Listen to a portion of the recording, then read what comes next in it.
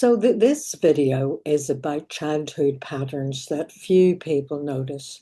Many women who love too much were once good girls. They were good girls. That was the role they played in their family. Being helpful, being responsible, being emotionally mature beyond their age, which of course is emotionally immature. They learned early to read the room, to keep the peace, to take care of other people's feelings, and those qualities became strengths in their adult life. But they also create a hidden vulnerability because when someone grows up believing that love must be earned through effort, they may unconsciously choose partners who actually require endless effort.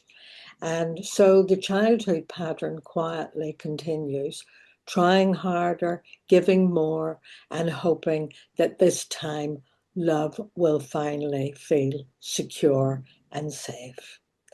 So, do you think childhood emotional roles influence the partner people choose later in life? Have you seen that with your friends? And the childhood patterns of trying to fix them? I'd be interested in your answers. Bye for now.